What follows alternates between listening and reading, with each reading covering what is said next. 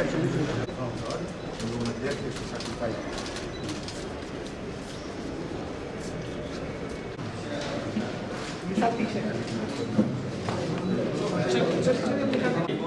ये बात सर कुछ चोट लग गया सर आगे से सर अरे वो आवाज जा रहा है। आवाज नहीं जाएगा कहाँ से देंगे?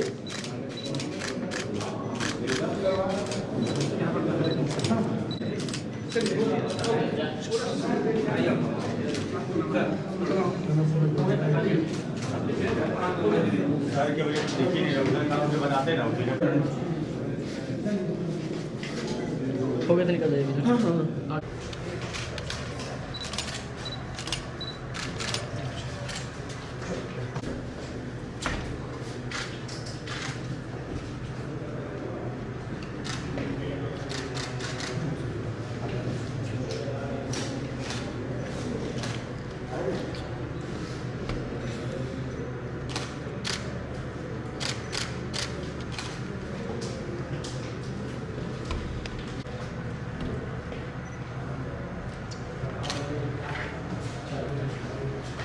बन ना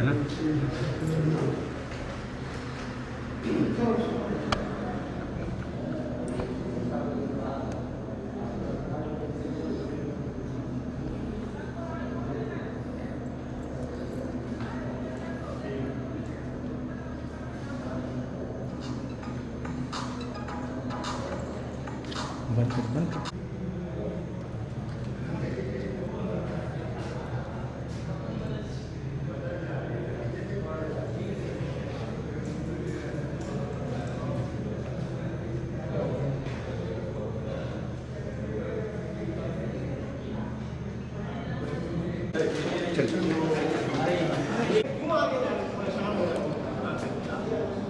पीछे पीछे भैया अंदर में जाइए। यहीं से हो जाएगा, टेंशन नहीं है।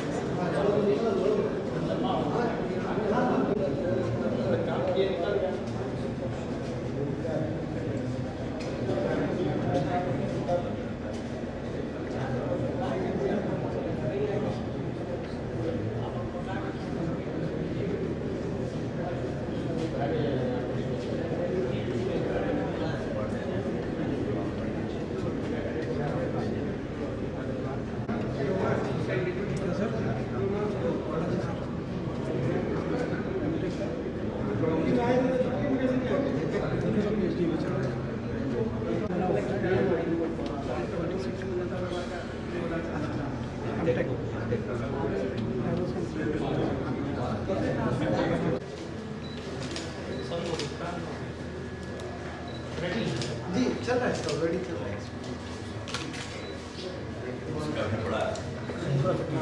नेगेटिव अगर कोई चीज नेगेटिव वो पूरे इंडिया में सर उस साइड से अब बताइए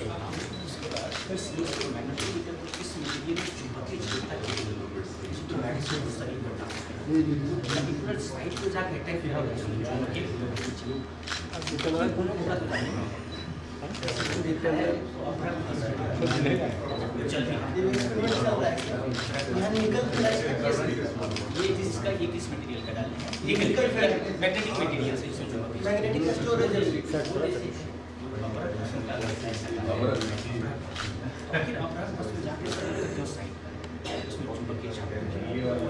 क्षमता पुराने जमाने में लोगों को पता नहीं है, लेकिन जब मॉडर्न साइंटिफिक टूल ऐसे मशीन आए तो आज लोग कहते हैं जितना भी मटेरियल है कितना चुंबकीय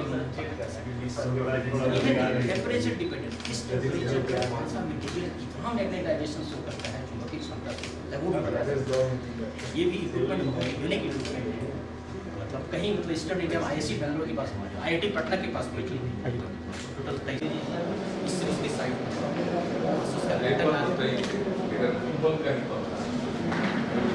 शॉर्ट बनाओ और बाकी दूसरे दो को करके एनालिसिस कर सकते हैं, उसका DNA हो सकता है, उसका पूरा क्रिस्टल स्ट्रक्चर बता सकते हैं।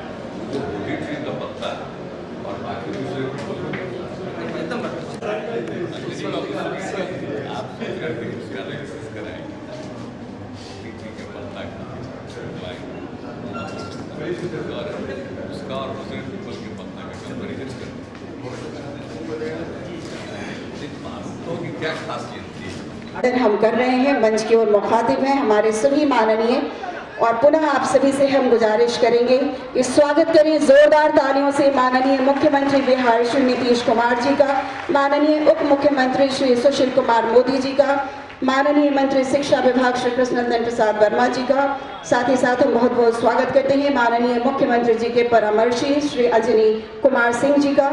हम अपर मुख्य सचिव श्री R.K. महाजन जी का भी बहुत स्वागत अभिनंदन करते हैं।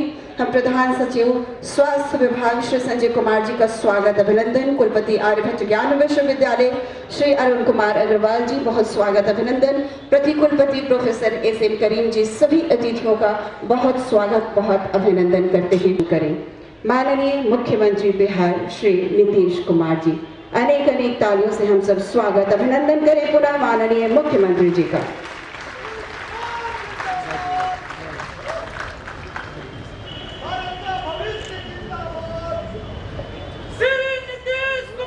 यहाँ भी आ गए हैं राणा जी का श्री कृष्ण मेमोरियल हॉल में ना जी, यहाँ किसे पहुँचते?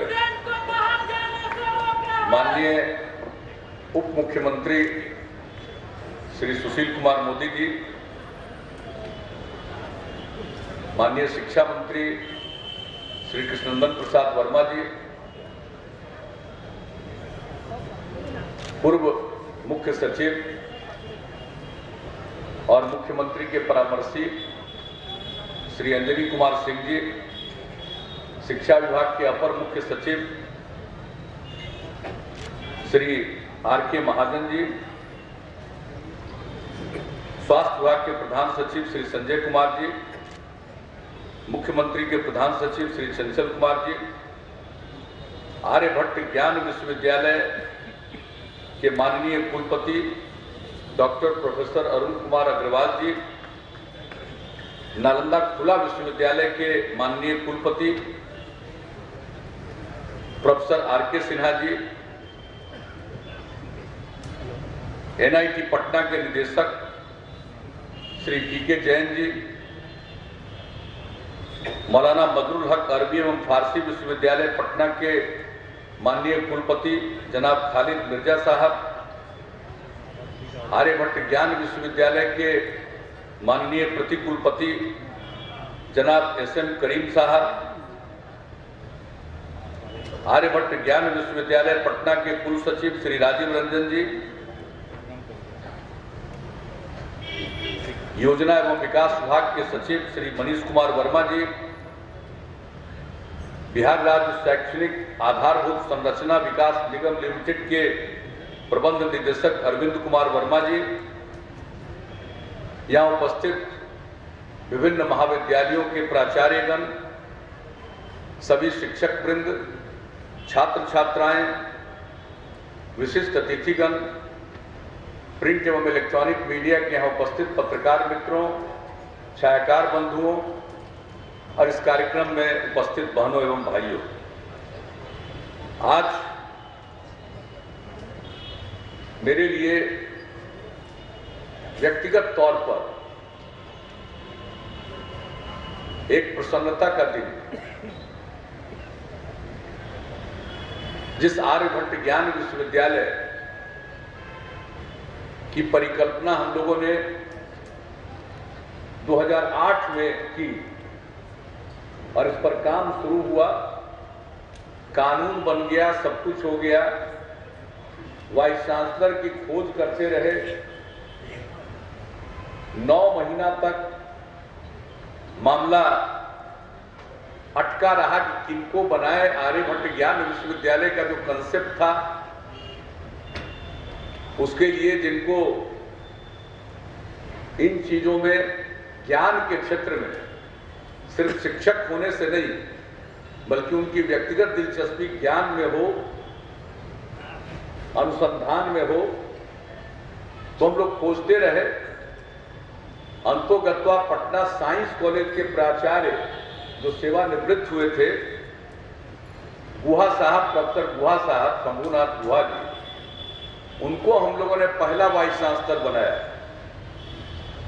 अब इसमें जो विलंब हुआ तो उसके बाद 2010 के 19 मार्च से आर्यभट्ट ज्ञान विश्वविद्यालय का काम प्रारंभ हुआ। अब गुहा साहब तो यहां नहीं है, लेकिन मुझको मालूम है कि पहला कुछ महीना उन्होंने अपने फ्लैट से काम करना शुरू किया, कोई जगह नहीं थी। और उसके बाद जो एन सिन्हा इंस्टीट्यूट है, उसमें जगह उपलब्ध कराया गया कि आप यहां से काम करना शुरू कीजिए। उसमें जगह उपलब्ध कराया गया कि आप यहां से काम करना शुरू कीजिए। और एक साल में, यानी 19 मार्च 2010 से ये शुरू हुआ, तो 19 मार्च 2011 को एक पहला सालगिरह मनाया गया। और उस सालगिरह के कार्यक्रम में मैं भी मौजूद था। और वहां जो काम प्रारंभ हुआ था आर्यभट्ट ज्ञान विश्वविद्यालय का, तो वहां हमने एक सुझाव दिया कि आप नैनो साइंस, नैनो टेक्नोलॉजी पर कुछ काम करना प्रारंभ कीजिए। और मुझे खुशी है कि उन लोगों ने इस चीज को स्वीकार किया और नैनो साइंस के लिए सेंटर की स्थापना यहां हो गई। और अभी हम देखने गए थे, काम भी हो रहा है। बड़ी खुशी हुई इन सब चीजों के बारे में, कैसे प्रारंभ हुआ, क्या क्या कठिनाइयां आई, और सब के बाद जो आर्यभट्ट ज्ञान विश्वविद्यालय के लिए जगह का आवंटन किया गया। और फिर जब उदयकांत मिश्रा जी इसके प्रो वीसी बनाए गए, फिर कार्यकारी वाइस चांसलर के रूप में वो काम कर रहे थे, उसी समय इस पूरे कैंपस का,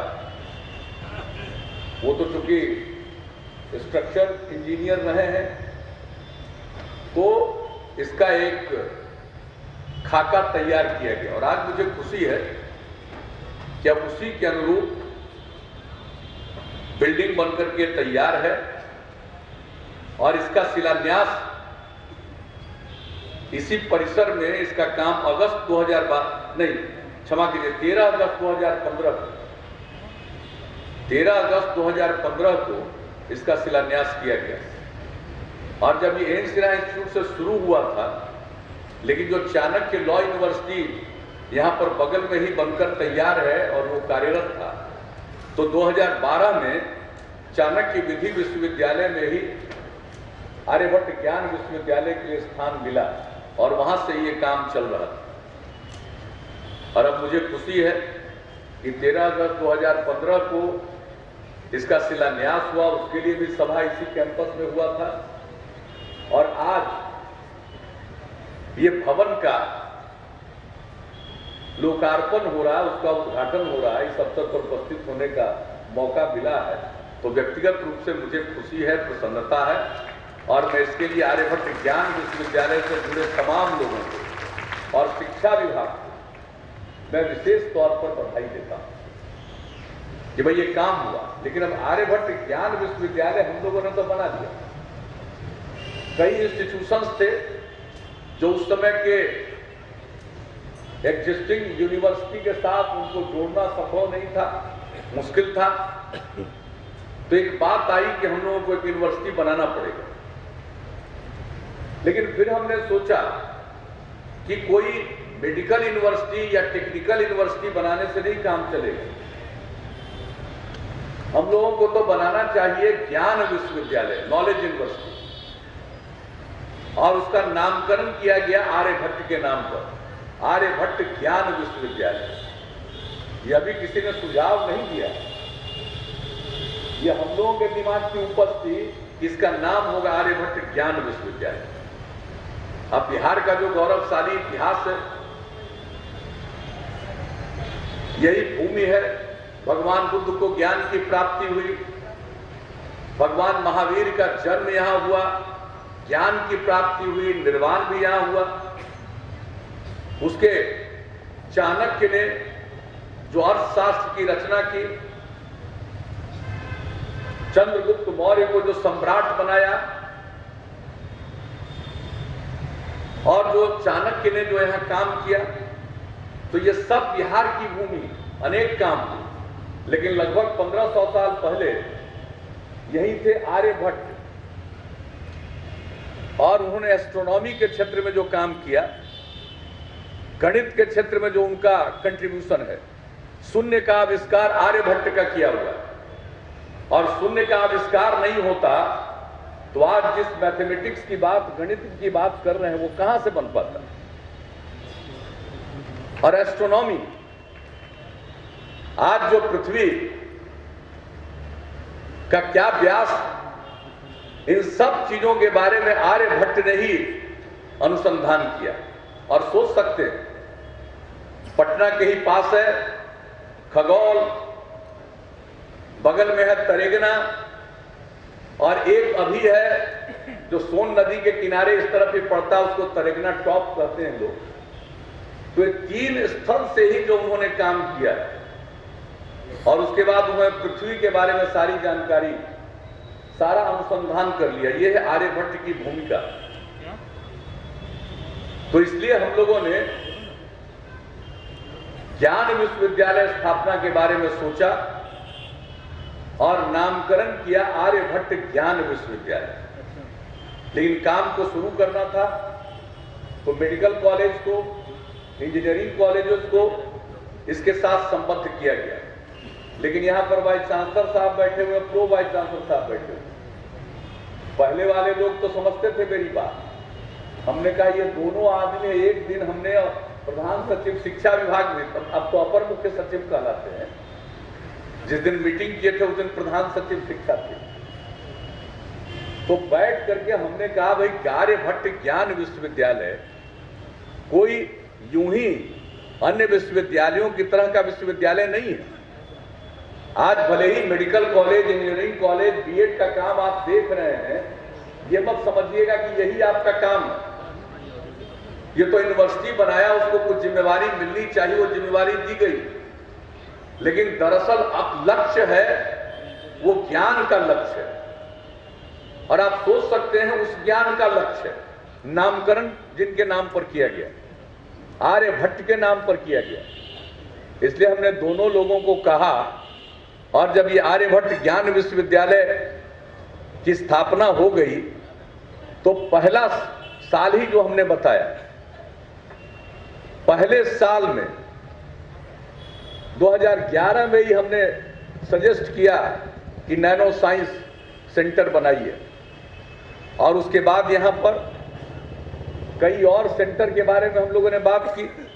भाई ज्ञान की बात करते हैं, यहां स्कूल ऑफ इकोनॉमिक्स होना चाहिए, सारी चीजों के बारे में जानकारी होनी चाहिए। ये जो पत्रकारिता का जगत है, उसके क्षेत्र में एक सेंटर बनना चाहिए। और जब सेंटर कहा जाता है, इसका मतलब है पूरा इंस्टीट्यूट, उसका नामकरण है सेंटर के रूप में। नालंदा विश्वविद्यालय बना है, उसमें तो नामकरण है सारे इंस्टीट्यूट का स्कूल। तो यहां जो सेंटर का नामकरण है वो इंस्टीट्यूट। तो जर्नलिज्म के क्षेत्र के लिए, और अभी हम लोगों ने सुझाव दिया है ज्योग्राफी के लिए, तो अनेक विषयों के लिए यहां से काम होना चाहिए। और दूसरी बात है, बिहार है, यहां नदियां बहुत हैं, तो पूरे रिवर सिस्टम पर अध्ययन का केंद्र बनना चाहिए। हमारे तो अभी एनआईटी के डायरेक्टर हैं, एनआईटी के माध्यम से भी उसका पूरा का पूरा अध्ययन हो रहा है। लेकिन इस ज्ञान विश्वविद्यालय के माध्यम से, उस सेंटर के जरिए और विशिष्ट अध्ययन हम लोग कराना चाहते हैं। तो nano science, school of economics और इस तरह के जितने इंस्टीट्यूशंस की आपको हमने गिनती करा दी, ज्योग्राफी के लिए, रिवर सिस्टम स्टडी के लिए, तो इन सब चीजों के लिए सेंटर बनाने का हम लोगों ने निर्णय लिया है। ज्योग्राफिकल इसके लिए तो अभी आज से 1 साल 1.5 साल पहले हमने सुझाव दिया। और इसके बाद हमने यह भी कहा कि इससे ही सिर्फ काम नहीं चलेगा, जब नाम है आर्यभट्ट ज्ञान विश्वविद्यालय, तो यहां का एक सेंटर तो एस्ट्रोनॉमी पर होना चाहिए। आर्यभट्ट के नाम पर है तो एस्ट्रोनॉमी पर काम होना चाहिए। तो ये भी हमने सुझाव दिया। और दूसरी बात है, ये ज्ञान भूमि है और सारी बात हुई है सबके फिलॉसफी की चर्चा है, इसलिए सेंटर ऑफ फिलॉसफी भी होना चाहिए। ये हमने इन लोगों को सुझाव दिया है। और एक इन दिनों टेक्नोलॉजी के क्षेत्र में, साइंस के क्षेत्र में काफी जिस चीज पर चर्चा हो रही है, एक तो नैनो साइंस की बात हो ही रही है, यहां तो शुरू हो गया, तो एक centre for stem cell technology, इस पर काम होना चाहिए। और मैं इन लोगों से कहूंगा, मैं तो व्यक्तिगत रूप से कह चुका हूं कि खाली परंपरागत ढंग से वीसी या प्रो वीसी का काम मत करिए कि कॉलेज की समस्या है खाली उससे मिल रहे हैं और देख रहे हैं, वो तो देखना ही पड़ेगा, लेकिन आधा समय उसमें लगाइए और आधा समय पूरा दिमाग लगाते रहिए कि हमको ये जो 7 सेंटर बनाने हैं, एक तो नैनो साइंस का काम शुरू हो गया और बाकी 3 जो एस्टेब्लिश करना है रिवर स्टडीज के बारे में, इन सब चीजों पर, और सब चीज के लिए लोगों ने मदद कर दी। आपको नहीं मालूम, हमने लोगों से आग्रह किया। अब ये रिवर सिस्टम स्टडीज की बात है और उसके लिए जो खर्च आएगा उस पर मैंने कहा, तो राज्यसभा के सदस्य थे हम ही लोगों के राज्य से, जो आज राज्यसभा के डिप्टी चेयरमैन इलेक्ट हुए हरिवंश जी, उनको हमने कहा कि, तो उन्होंने कहा कि हम अपने एमपी लैड फंड से यहां देंगे। और जो आपका स्कूल ऑफ इकोनॉमिक्स है, हम लोगों ने कहा कि हम लोगों के पास भी मुख्यमंत्री क्षेत्र विकास योजना के अंतर्गत एक एमएलसी के नाते भी कुछ फंड मिलता है हर साल, तो वो पैसा लगा देंगे स्कूल ऑफ इकोनॉमिक्स के लिए। इसी तरह से ये भी नहीं कि लोगों का कंट्रीब्यूशन हो, और ऐसा नहीं है कि इतना पैसा कि सरकार को देने में कोई दिक्कत है, नहीं, लोगों की भागीदारी हो। हम और भावनाओं को जागृत करने के लिए सब काम करते हैं। तो मेरा आग्रह होगा कि 4 तो पहले से तय है और 3 की चर्चा हमने आपके समक्ष, 2 की चर्चा की और आज फिर स्टेम सेल सेंटर की बात हम लोगों ने कही। तो इस पर पूरे तौर पर काम कीजिए। और 4 के लिए तो बिल्डिंग बन रहा है, यहां पर कोई जगह की कमी नहीं है। हम लोग जहां पर बैठे हुए हैं यह भी जगह है, यहां पर भी उन सेंटर्स के लिए। और आपका जो पूरा का पूरा यूनिवर्सिटी में जितना बड़ा अब ये ढांचा बन गया है, अभी हमको वर्मा जी कह रहे थे कि स्कूल के बच्चों को जो हम लोग भेजते हैं देखने लायक जगहों को देखने के लिए, तो हमसे कह रहे थे कि क्यों नहीं इन जगहों को भी दिखाइए। जरूर दिखाइए, ये तो आपका काम है, दिखवाइए लोगों को, जरा देख लीजिए। और ये तो अभी बगल में जो आपका है बस स्टैंड, तो बस स्टैंड तो इंटर स्टेट बहुत बड़ा बन रहा है और तेजी से बन रहा है, ये तो शिफ्ट कर जाएगा वहां। और यहां पर जो हम लोगों ने मगध विश्वविद्यालय से पटना जिला और गया, माफ करिए, नालंदा जिले में जितने मगध विश्वविद्यालय से संबद्ध महाविद्यालय थे, सबको मिलाकर पाटलिपुत्र विश्वविद्यालय की स्थापना कर दी गई। काम शुरू हो गया, लेकिन पाटलिपुत्र विश्वविद्यालय को भी यहीं पर हम लोग बनाएंगे। तब आप कल्पना कर लीजिए, चाणक्य विधि विश्वविद्यालय चाणक्य के नाम पर था। बहुत आदमी जो पहले वाइस चांसलर बन के आए तो कहे कि भाई लॉ का नाम चाणक्य के नाम पर क्यों दिया। हमने कहा चाणक्य का अर्थशास्त्र तो जानते होंगे ना, पढ़े होंगे, तो उसको पढ़ लीजिए ना, उसमें इकोनॉमिक्स है, उसमें पूरा गवर्नेंस है, उसमें लॉ है, इसलिए हमने चाणक्य के नाम पर लॉ यूनिवर्सिटी रखा। और इंस्टीट्यूट ऑफ मैनेजमेंट का नामकरण चंद्रगुप्त के नाम पर किया। अब चंद्रगुप्त का मैनेजमेंट का नजरिया कैसा था? खैर चाणक्य ने तो उनको सम्राट बनाया, उनमें खुद भी ताकत थी, शक्ति थी, ज्ञान था। लेकिन आप सोच लीजिए, चाणक्य जैसे महाविद्वान व्यक्ति को भी कभी उन्होंने नाराज नहीं होने दिया चंद्रगुप्त ने। तो ये कोई मामूली मैनेजमेंट की चीज है कि चाणक्य को भी वो मैनेज करके रखे, इतने बड़े वैज्ञानिक को। इसलिए हमने कहा कि जो इंस्टीट्यूट ऑफ मैनेजमेंट है उसका नामकरण होगा चंद्रगुप्त के नाम पर और ज्ञान विश्वविद्यालय आर्यभट्ट के नाम पर। ये सब बना हुआ। आज तो हम लोग इग्नू का भी उद्घाटन करके आ गए। निफ्ट तो पहले ही बन चुका है, वो मिले थे 2009 में ही, उस समय के उनके वाइस चांसलर थे। Indira Gandhi national open university, उसका भी यहाँ सेंटर बने, आज उसका भी उद्घाटन हो गया, वो भी बन गया। तो आप जरा इस कैंपस का रूप देख लीजिए। मौलाना मजरुल हक अरबी फारसी विश्वविद्यालय डीसी कैंपस में, और बगल में ही होने वाला उसका भी शिलान्यास 25 को होगा। और उसके बाद जब ये शिफ्ट कर जाएगा तो पाटलिपुत्र विश्वविद्यालय का भी यहां होगा। तो अब जरा बता दीजिए ये कैसा होने जा रहा है। और सब तरह से हम लोग देख रहे हैं, आवागमन की कोई दिक्कत नहीं हो। जब इतने विश्वविद्यालय, इतने स्टूडेंट, इतने टीचर सब रहेंगे तो फिर उनके लिए कॉमन प्लेस भी हो। ये सब पहले से ही डिजाइन, तो सबकी चिंता मत करिएगा। और इस कैंपस को कैसा एक ये इंस्टीट्यूशनल एरिया के रूप में, पहले कैसा एरिया के रूप में था, अभी उप मुख्यमंत्री जी इसकी चर्चा कर रहे थे, कोई इस्तेमाल इसका नहीं हो रहा था। 2006 में मुख्यमंत्री बने थे, 2005 में सब मेरे दिमाग में आया कहां इंस्टीट्यूशन बनाएंगे, तो यहां देखने आए।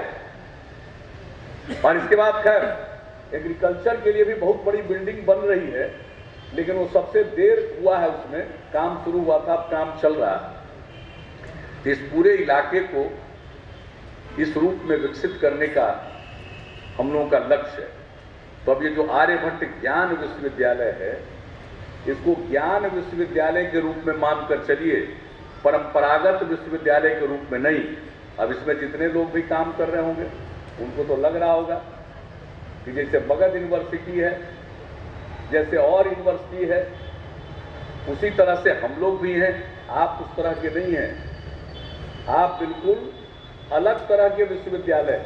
अभी आपको काम मिला हुआ, वो काम तो करते रहिए, लेकिन यहाँ पर ही प्रधान सचिव बैठे हुए कि काहे का हम ज्ञान विश्वविद्यालय बना रहे हैं, आप बीएड वगैरह को जोड़े हुए हैं आप लोग इसमें।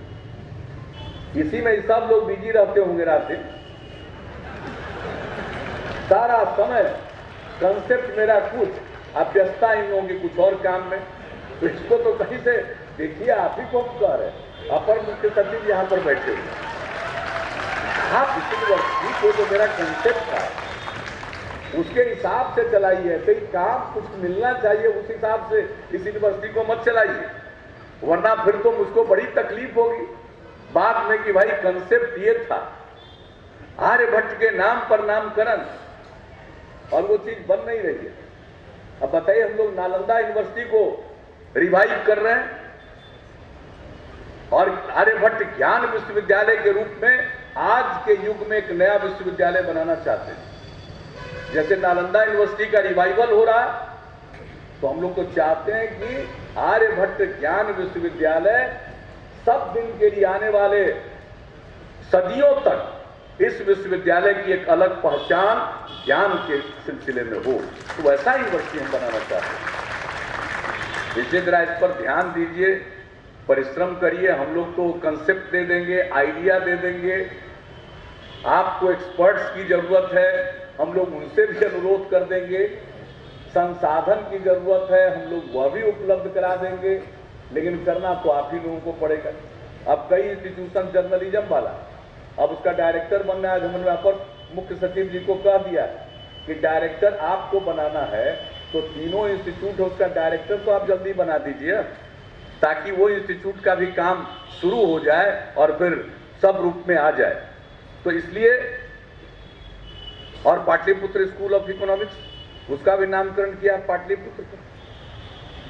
पाटलिपुत्र स्कूल ऑफ इकोनॉमिक्स, एक एक का नामकरण अपने आप में उसके बारे में बहुत कुछ कह देता है। तो इसलिए सब चीजों के बारे में काम हो तेजी से।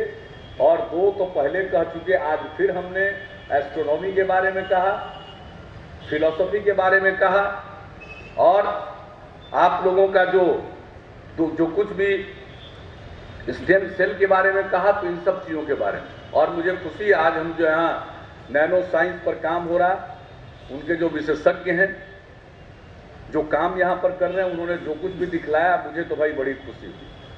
और हमने उनको कुछ और कहा है कि जरा इस पर भी कुछ कोशिश करके देख लीजिएगा। ये तो इनकी और हमारे बीच की बात है, अब उसको हम सार्वजनिक इस पर नहीं लाएंगे, क्योंकि ये जब कोई चीज का रिसर्च कर देंगे तो इनका तो खासियत होगा ना इसकी। तो हम आज काहे करेंगे, कोई दूसरा भी उसी पर काम करने लगे तो दूसरा जो सेंटर है उसको वो क्रेडिट मिल जाए। कभी हमने इनको आज सुझाव दिया है, उन चीजों पर भी थोड़ा आप गौर कर लीजिए। इन्होंने मुझको आश्वस्त किया है, मुझे बड़ी खुशी है। और आज देखिए हमारे जो open university Nalanda open university, उसके भी वाइस चांसलर साहब बैठे हुए हैं, और इनका तो सबको मालूम है, इनका तो बड़ा योगदान रहा है गंगा नदी की पवित्रता को लेकर, स्वच्छता को लेकर, अविरलता को लेकर बहुत बहस होता रहा। जब पहला कमेटी बना तो ये भी आए हुए थे दिल्ली में, मनमोहन सिंह जी प्राइम मिनिस्टर, तो डॉल्फिन के लिए काम करते रहे ये, तो इनको भी तो जाना भी जाता है डॉल्फिन साहब के रूप में। तो इन्होंने वहां सजेस्ट किया तो हमने मांग कर दिया, डॉल्फिन को आप मान्यता दीजिए, जल पशु के रूप में डॉल्फिन को राष्ट्रीय स्तर पर मान्यता दीजिए। तो उस दिन तो उनको समझ में नहीं आया, लेकिन बाद में उसको वो मान्यता मिल गई और अब तो बड़ा काम हुआ। अब डॉल्फिन का भी सेंटर बन रहा पटना विश्वविद्यालय के अधीन। तो अब मुझे खुशी है कि हर क्षेत्र में अगर जो हम लोग वर्षों से पीछे पड़े हैं वो काम हो जाए। अब नालंदा ओपन यूनिवर्सिटी का जगह है, नालंदा में इनको मिला हुआ है, आई चला रहे किराए पर। बताइए वर्षों से, हम लोगों का भी अब 13 साल पूरने जा रहा है, इससे अच्छा नहीं लग रहा आपको? नालंदा ओपन यूनिवर्सिटी के लिए जगह आवंटित है नालंदा में, तो नालंदा में ओपन यूनिवर्सिटी खुल जाना चाहिए। बताइए कितना सुंदर बिल्डिंग बन रहा है। तो आपको नहीं लगता कि नालंदा ओपन यूनिवर्सिटी का भी बिल्डिंग खूबसूरत बनेगा, देखने लायक बनेगा? तो वो भी ओपन यूनिवर्सिटी, अगर हम Indira Gandhi national open university को सेंटर बनाने के लिए जगह दे रहे हैं, वह भी उन लोगों ने अच्छा काम किया है। तो इस तरह से इतने संस्थान बने, बिहार आगे बढ़े, और ये ज्ञान की भूमि रही है। अगर शिक्षा के क्षेत्र में हम लोगों ने विशिष्ट काम किया तो जो हमारा गौरवशाली इतिहास है हम उसको फिर से पुनर्जीवित कर सकते हैं। और जो गौरव की ऊंचाई है बिहार के इतिहास की, हम गौरव की उस ऊंचाई को फिर से बिहार के लिए प्राप्त करना चाहते हैं। मेरी यही एक दिली ख्वाहिश है। तो मुझे पूरा भरोसा है कि हमारी नई पीढ़ी के लोगों को इन सब चीजों के बारे में जरूर उनका मन तैयार होगा, उनका मन बुलंद होगा। और मुझको तो पक्का भरोसा कि अगर हमारी नई पीढ़ी के लोग अगर इस दिशा में सोचने लगे और काम करने लगे तो वह दिन दूर नहीं है, बिहार गौरव के अपने उस ऊंचाई को प्राप्त कर सकता है। हमको पूरा भरोसा है। और आर्यभट्ट ज्ञान विश्वविद्यालय ज्ञान का केंद्र हो जाए, यही मेरी तमन्ना है, यही मेरी ख्वाहिश है, यही मेरी इच्छा। और यही बिहार के इतिहास के प्रति एक सम्मान का भाव होगा और ज्ञान के प्रति प्रतिबद्धता का भाव होगा। तो इन्हीं शब्दों के साथ आज जो बिल्डिंग बन गया, सुंदर बिल्डिंग बन गया, बचा खुचा काम भी हो जाएगा, सब सेंटर का भी हो गया। तो सिर्फ बिल्डिंग कौन चीज के लिए दीजिएगा? कौन सी ज्योग्राफी वाला? नहीं, किस चीज के लिए दीजिएगा तो बताइएगा तब ना। नहीं, रिवर स्टडीज में किसी की जरूरत नहीं है, उसके लिए पर्याप्त है। ज्योग्राफी के लिए दीजिएगा तो ठीक है। रणवीर नंदन जी हैं, ये भी एमएलसी है, तो ये 2 करोड़ से काम नहीं चलेगा सर। इतना आपको टोटल देना पड़ेगा कि अब जितना दिन एमएलसी बचे हैं वो जितना मेरा आएगा मुख्यमंत्री क्षेत्र विकास योजना का, सब हम सेंटर पर ज्योग्राफी देंगे। नहीं, हम नहीं कहेंगे, आप कहिएगा। हम क्या के लिए कहेंगे? तो फिर हम ही को देना पड़ेगा, आप भाग जाइएगा तब। इसलिए सब हम क्यों अनाउंसमेंट करें? तो सरकार की तरफ से कोई घोषणा करेंगे। तो इसे पूरी खुशी की बात है।